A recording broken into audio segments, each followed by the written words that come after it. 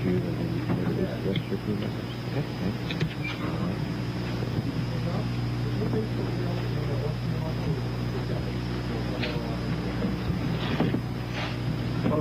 you're getting ahead of the questions.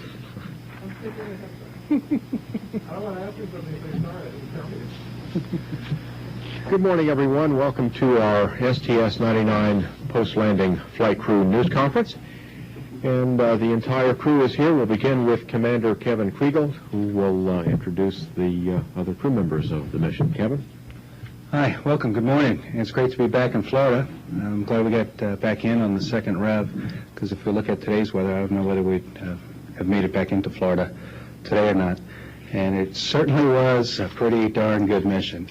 I think 99% for first pass, 96% for second pass. That's an A+ on anybody's report card. And so we're really pleased in the outcome of this mission. To reintroduce the crew again and then open it up for the questions, on the far left is my pilot, Tom Gorey, who was operating the orbiter on the blue shift. Next to him, Momori from Japan, NASA, also on the blue shift. Next to Momoro, no longer a rookie, Gerhard Thiel from Germany. He's on the red shift. The red shift and our payload commander, Janice Voss. And next to me, also on the red shift, was Janet Cavandi. And I'm Kevin Kriegel, and we'd like to open it up for any questions. All right, we'll do this by taking a question and one follow-up from each reporter, and then as time remains, we'll go around again as we can. We'll start here in the front with Marcia. Please give your name and affiliation when the microphone comes to you. Marcia Dunn, Associated Press, for anyone on the crew. I'm wondering how nervous, tense, etc. you were when the problem popped up at the last minute, getting the lid down on the canister. I mean, it took a couple hours, and I'm just wondering, at any point did you think, boy, we might have to jettison this thing? Well, Marcia, the blue shift was running the mast retract, and as soon as it stopped a couple inches short of fully closed, we all looked at each other, and although we were a little bit surprised, it certainly wasn't something that had never been seen with that mast before. They had added some canister heaters to fix that problem, and Janice, it seems, was quite relaxed with the fix they were proposing, and she was confident, and so I was as well, that the heaters were going to do the problem. It just was going to take some time, and so during the interim, we actually grabbed some cameras and were taking some pictures of the beautiful Earth going by, fully confident that it was going to happen. And it took a couple tries in max torque, and it finally, when it did slam shut rather quickly, when it was heated up sufficiently, it was something that I think maybe we presupposed was going to happen. We were just very confident because the mission had gone so well, there was no reason to think that it was going to stop at that point.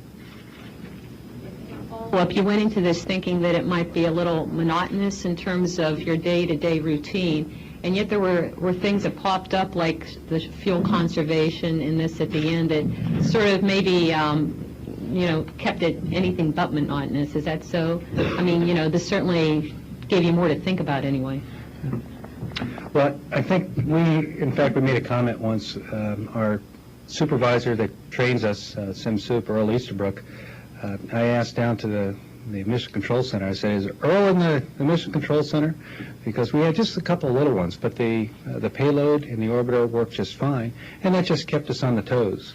And it also, it highlights what a great team that we had. We had some problems where people were talking about failure, but guess what? We didn't have failure, because we have people who think at NASA of success, and that's exactly what we did. We succeeded. Bill?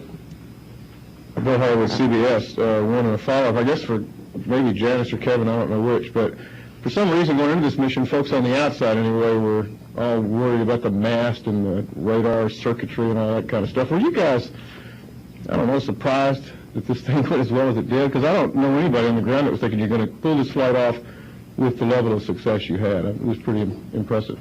Well, I'll let Janice answer that, because she's been working with those folks from JPL from the start, and she knows their competence. Yeah, I think I said this pre-flight, so I don't think you guys should be surprised to have me tell you that we worked very closely with that team.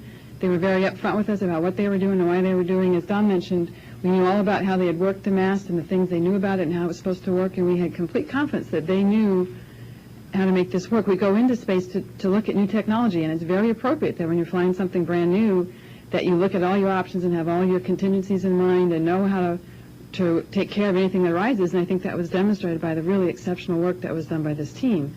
It's appropriate to be cautious before flight until you see how it goes, but it's also appropriate to hire the best people in the world, and that's what we've got working for us, so we were very confident.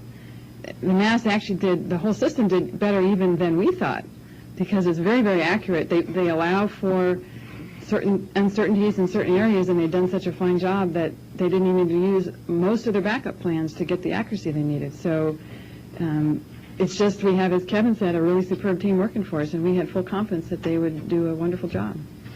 One follow-up, and this is just something I never could figure out during the mission, so maybe you could explain it.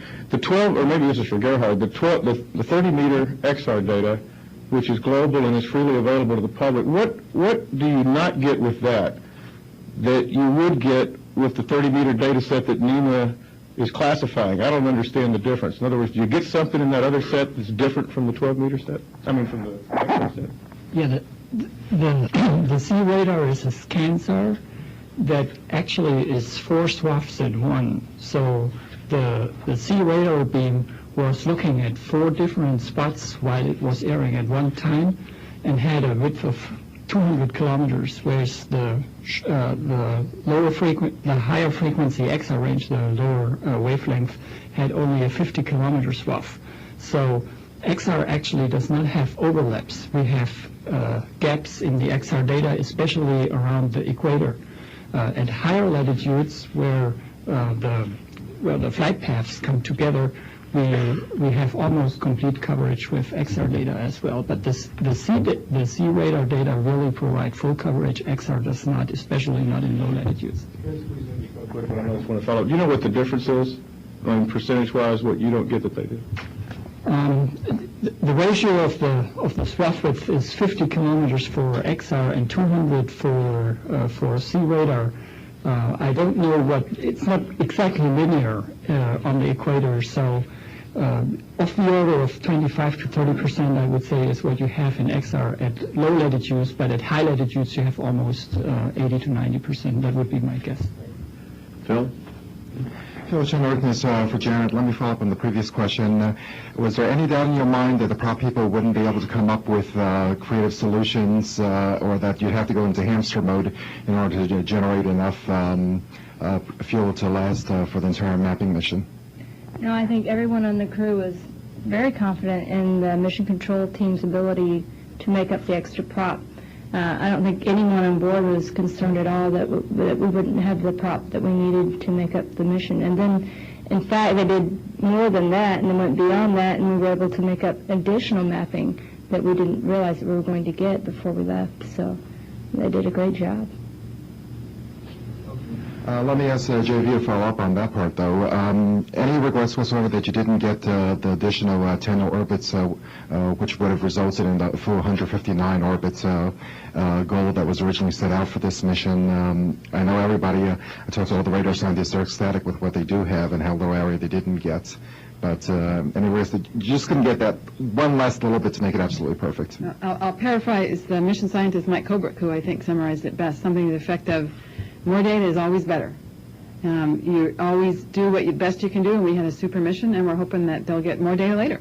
And the more data they get, the better the map we're going to have, and we're very happy to get what we got, and we hope they continue to use this technology to get even more. And Philip, when I went to school, if I got a 99 instead of 100, I was pretty darn happy. Stefano? Yes, Stefano Cordon with EPI and Popular Mechanics. How was the mood on board given the problems, especially when you realized that the thruster wasn't working and the other already had lost one day of science from the original flight plan? And what was the mood of the commander? This is for the rest of the crew. The mood was very upbeat and optimistic. I have had personal experience about the level of expertise of the folks in MCC on their creative ways of saving prop. And there was no doubt in my mind that we were going to get enough prop to save the mission. They can come up with creative solutions, and they certainly did. So I have no doubt that we'd get the full mission that we had expected before launch. Not one whatsoever. Can I add to that? Sure. Because the question was, what was the mood of the commander?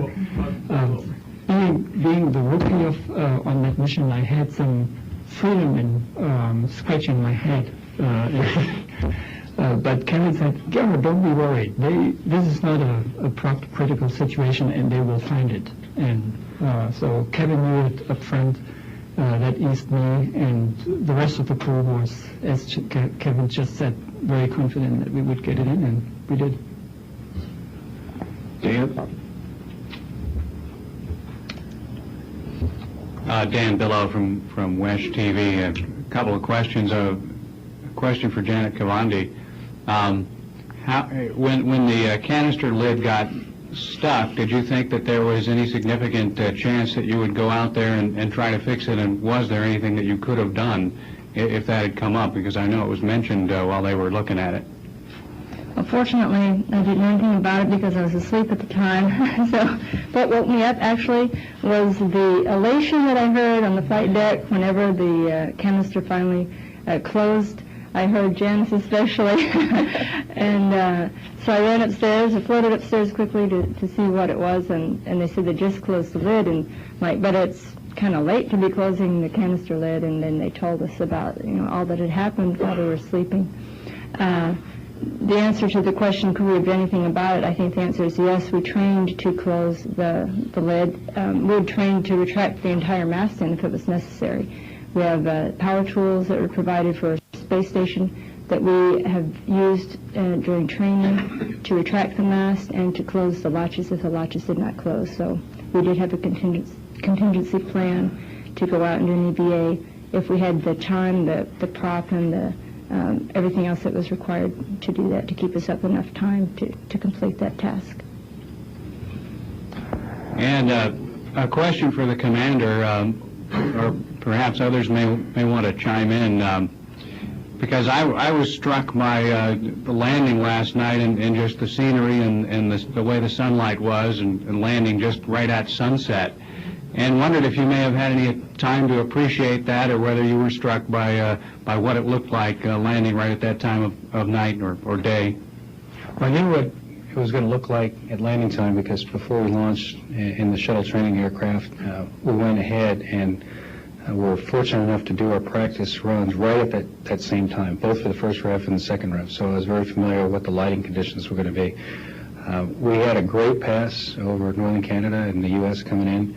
And we were taking turns looking out the left window or right window, depending on our bank angle. It was kind of hazy and cloudy, but we did get some spectacular views, especially over the Aleutians. I mean, you get down that low and you're going that fast, it's really incredible. But once we get on the heading alignment cone, that last 4 minutes, especially Dom, myself, and Janet, we're not thinking about the sight. We're just focused on one thing, and that's landing safely. So we weren't sightseeing at that point. Let's work over this way. Todd?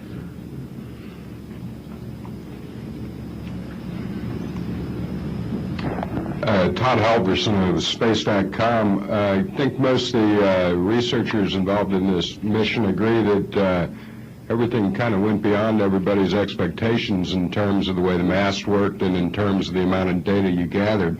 I was wondering, one, if you think there's a good argument for flying this mission or this equipment again, maybe for Janice, and two, if you all could give us an update on where your 332 high-density tapes are at this moment.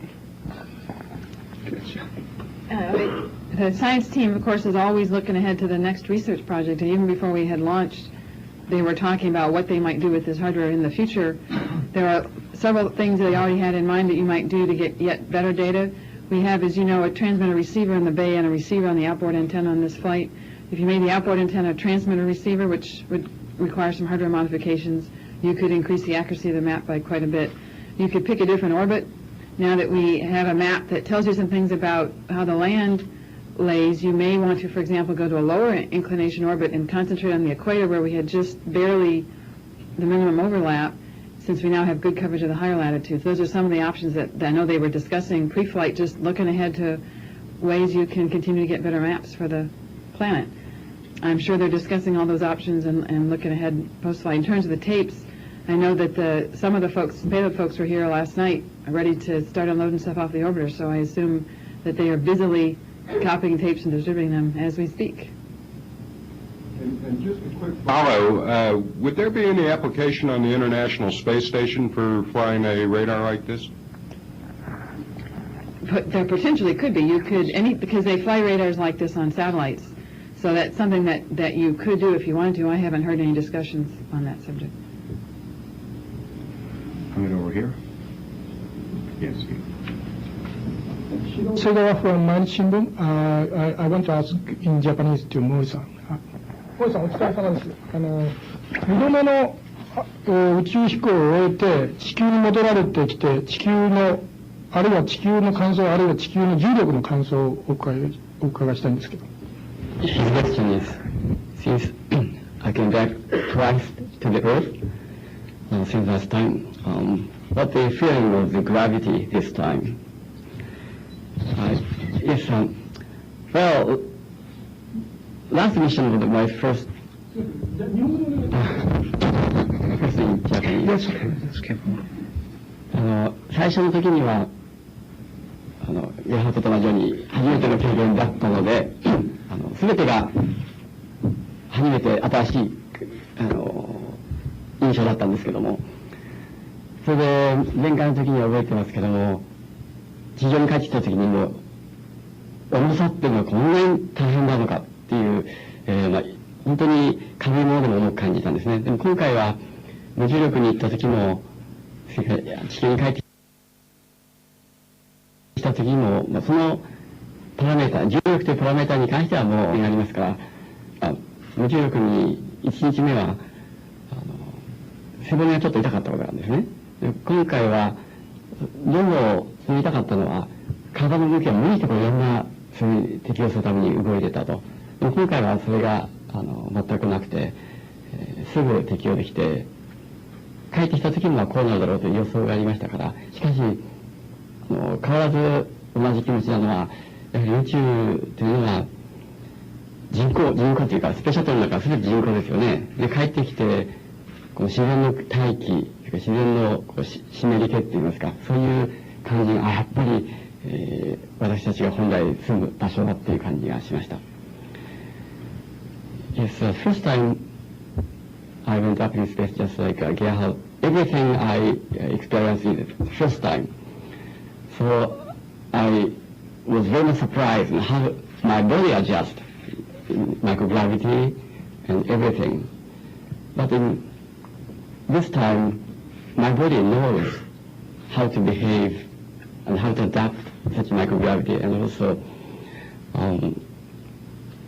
last time, my movement was a kind of clumsy because of the first time, but this time, well, I know how to move myself, float, so that I think this time I could do a much better job.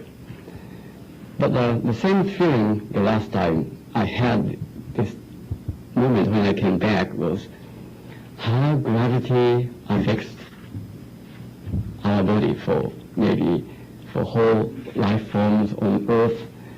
We are always have a kind of stress of gravity. But free from the gravity, space is very different place and a lot of promising future of science applications, I think. Yes, you're in front. あちこちで私専門森さんテープチェンジだとかコンピューターのチェックだとか毎日ミスが許されない仕事を実際になさってどうだったでしょうか。はい。The question is, we changed the tape, every day, and how was the impression of that? Well, I had a very filled moment every time, not only changing the tape, but also when we flew, coming close to the land, we have to watch carefully. Later on I will translate it in Japanese.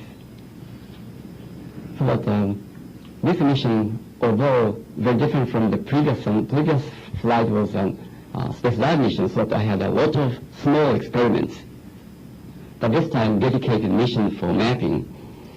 But since every other crew mentioned that we are trained, and actually we trained much deeper since than we had small malfunction, this time. So that we all were prepared. So I felt comfortable. Particularly, I was working with our payload commander, Janice Boss. She knows everything, and also we have a very big supporting team on the ground who we 100% rely on. 確かに今回のミッションはテープチェンジとか、それからマストの位置ですね、それをいつもチェックしないといけないので、かなり緊張を強いられました。前の場合にはスペースラブでしたので、いろんな実験があって、それぞれ自分の工夫でできたんですけども、今回はもう完全に一つの大きな、しかもこれは日本じゃ直接って言いますか、アメリカの大きなミッション、それからドイツが関与している大きなミッションだったので、国際的な意味でも非常に一つのミスも許されないということでしたけれども、ジャニス・ボス我々のプロコマンダーでも全てのファンクションというか、そういうのがもうすでに訓練されてますから、非常に安心していました。私自身もどういうことがあってもすぐ対応できるという自信がありました。そして非常にうまくいきましたので、いろんな意味でこれから将来の地球観測に関しては、このレーダーの仕事というのはすごく応用範囲が広がるんだと思います。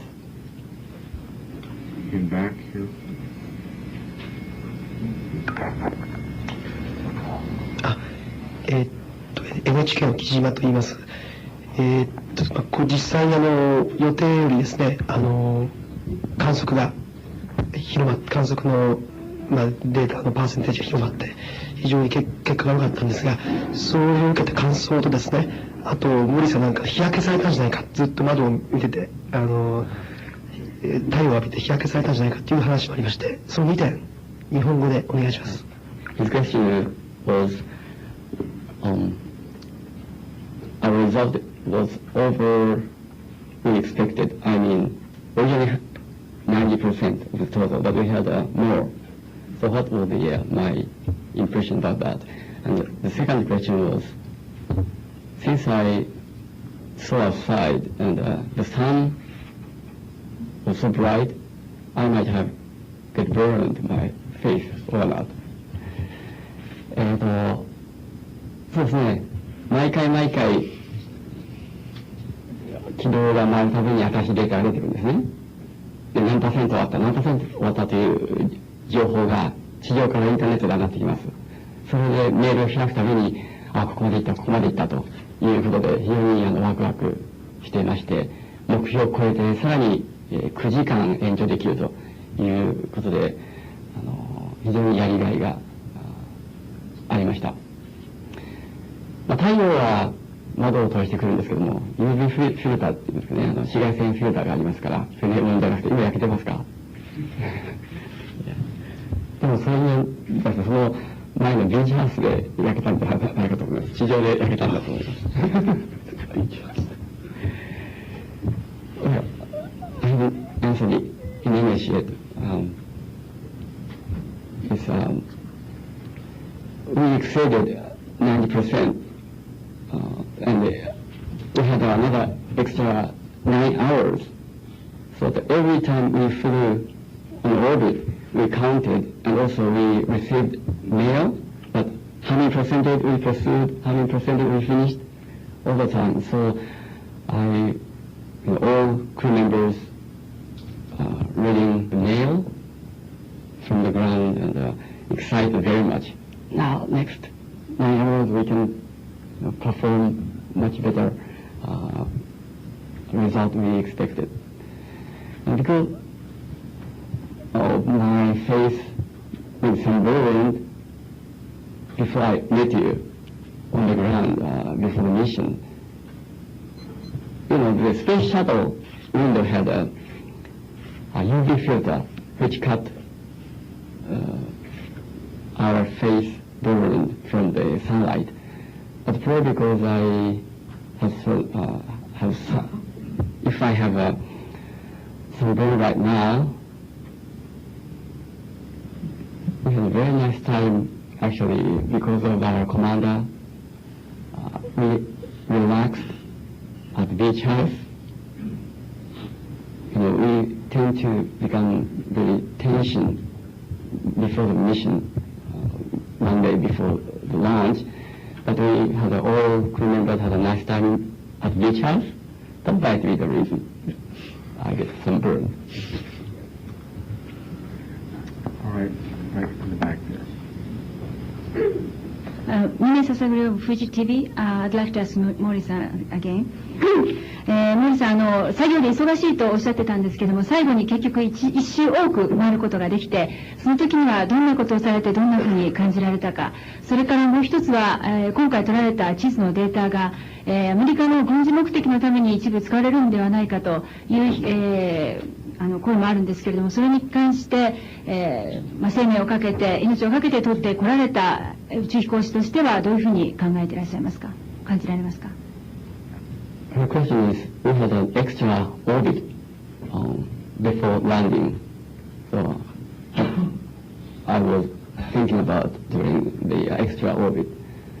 The second question was, this mission results might be used for military application for the United States because of the sponsor's movement.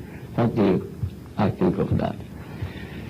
The first question, I was sitting on MS1 seat side next to James Kabandi. Well, actually that happened also in my previous mission because of the weather, which we cannot help. Everything we can control, the space shuttle, technology, but we cannot control something, that is weather. But we enjoyed flying extra. And the second question, second answer, so that again, this is a mission, science mission. The result can be used for any application for all over the world. That's why the international partners we are participating. So I don't worry about that at all. But I am very much happy to join this mission, such a great mission, which will be maybe very good present from 20th century to 21st century people all over the world.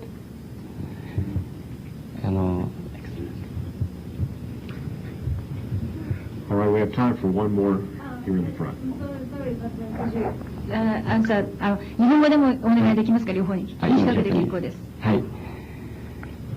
一回予定回った時には、前の時もそうでしたけども、天気というのは人間がいかに進んでもコントロールできないんですね。そういうので、そういうこともあるっていう意味で一回多く無重力を楽しんでました。